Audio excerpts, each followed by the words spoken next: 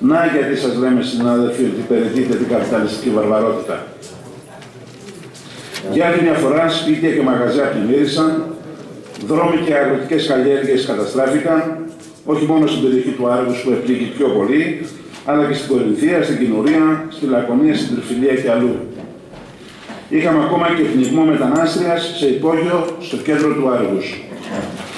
Αποδεικνύεται πόσο επικίνδυνες είναι για τη ζωή, την ασφάλεια και την περιουσία των κατοίκων οι τεράστιες ελλείψεις που υπάρχουν σε έργα αντιπλημμυρικής προστασίας, μελέτες, υποδομές και μηχανισμούς παροχής βοήθειας.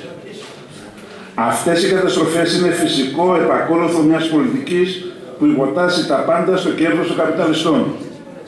Διαθέτεται κυβέρνηση, περιφέρεια και δήμοι εκατοντάδες εκατομμύρια ευρώ για τις υποδομές, για την καπιταλιστική ανάκαμψη, ειδικά στους τομείς του τουρισμού για υψηλά βαλάντια, στις ανανεώσιμες πηγές ενέργειας και στα δίκτυα, για έργα βιτρίνες,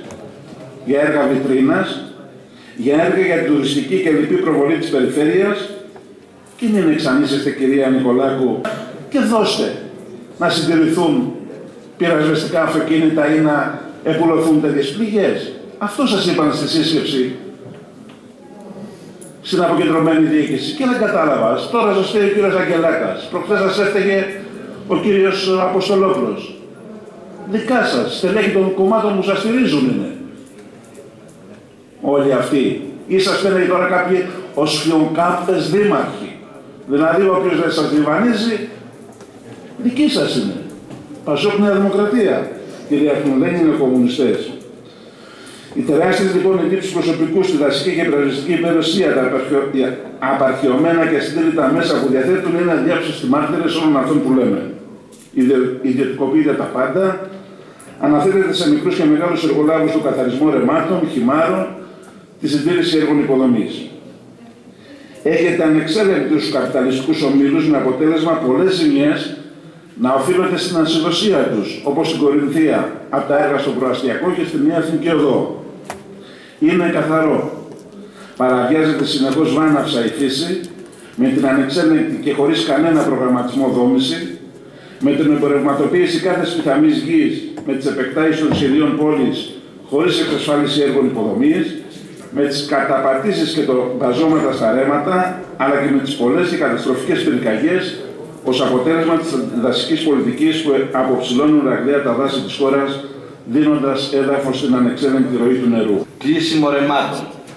Δικιά μας ευθύνη τώρα ως Περιφέρεια Πελοποννήσου, η προσπάθεια για την αποκατάσταση, για το χαρακτηρισμό και την αποκατάσταση των όποιων ρεμάτων είναι δυνατόν στο συντομότερο δυνατό χρόνο. Και τέταρτον, υποδομές εντός των αστικών περιοχών. Είναι πράγματι, ίσως για τους λόγους που ανέφερε η κυρία Νικολάκου πριν, γιατί δεν είναι μόνο σημερινό φαινόμενο ότι τα αντιπλημμυρικά έργα αποτελούσαν το φτωχό συγγενή σε όλες τις προηγούμενες προγραμματικές συμβάσεις, με αποτέλεσμα και οι δημοτικές αρχές καθήλυνα αρμόδιες, τουλάχιστον για τις αστικές περιοχές, να είχαν αυτά τα προβλήματα. Δύο προτάσεις μάλλον ακόμα. Ακούσαμε για κάποια έργα τα οποία έχουν γίνει και από εθνικές επενδύσεις. Είναι προφανές ότι οι εθνικές επενδύσεις για τον προϋπολογισμό του 2014 δεν μπορούν να υπάρχουν αν δεν έχουν έρθει τα χρήματα. Είναι σαφή πράγματα, τεχνικά απλά τα μαθαίνουμε προς την πρώτη δημοτικού της αυτοδιοίκησης. Πρώτα μπαίνουν τα λεφτά και μετά μπαίνουν οι κωδικοί. Δεν είναι εξασφαλισμένα χρήματα. Αυτό που πρέπει να δούμε είναι τα προηγούμενα χρόνια που ξεκίνησε από 0, πόσο νούμερο έφτασαν οι εθνικές επενδύσεις, σε τι αριθμό μετά από τις προσπάθειες της Περιφερειακής Αρχής. Αυτό είναι το βασικότερο εξ όλων.